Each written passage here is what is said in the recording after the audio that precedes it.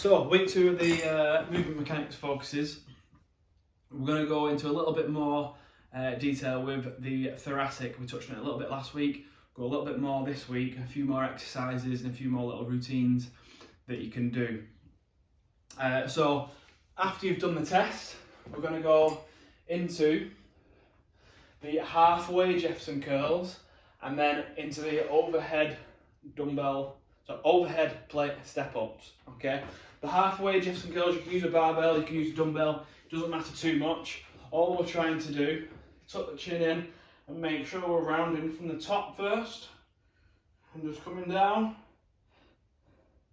Give as much flexion as you can through the top of your spine.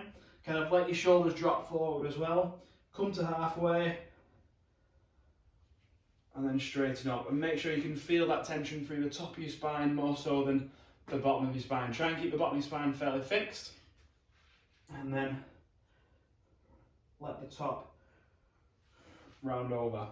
Once you've gone through 10 reps there, we're going to go into the 10 alternating plate overhead step up. So the plate overhead, nice fixed locks position there. Try and get as much thoracic extension as you can.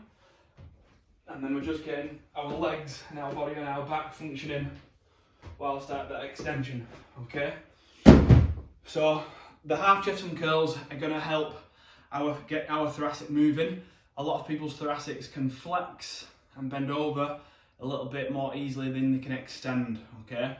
So starting with some flexion to get a little bit of movement straight away is going to help it then extend in the position it needs to when you do the overhead plate step ups. Next we're going to go onto the barbell, and there's the 3 progressions, and make sure you have this out on your phone because it's quite a bit to remember.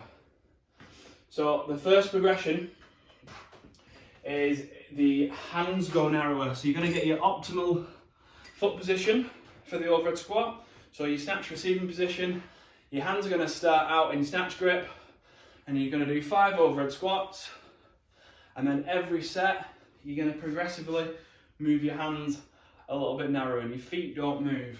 Okay, so that's the first progression, and over the 5 sets, try and get them in as narrow as you can while still it'll get a little bit less comfortable each time, but it should never be painful in these shoulders to get down into the squat. Okay, and it's worth noting that for every one of these overhead squat sets, don't worry too much about getting below parallel. Make sure your feet stay planted on the floor and just go down to where it's comfortable and then come back up, and over time you should adapt with the positions. So that's the first progression. Second progression is then the feet come narrower. So you're going to keep the hands in the same position, toes are going to be pointing forward, and 5 reps there, feet come narrower, 5 reps there, feet come narrower until you can get them as narrow as nearly touching for 5 reps, okay? With obviously rests in between sets.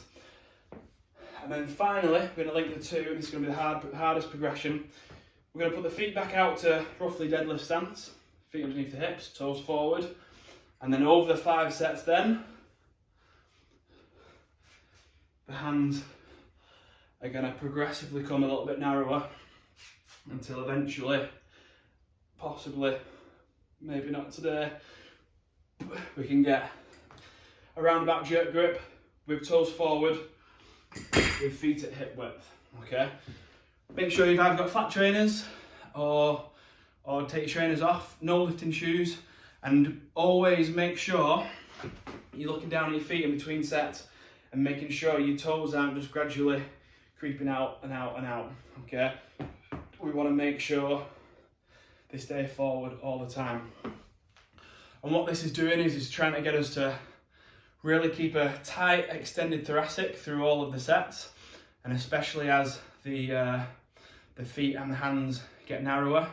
If you want to try and keep upright, the fact that your hands are getting narrower is going to put a little bit more stress up in your thoracic, and also the fact that your feet are getting narrower is going to make your squat become a little bit more,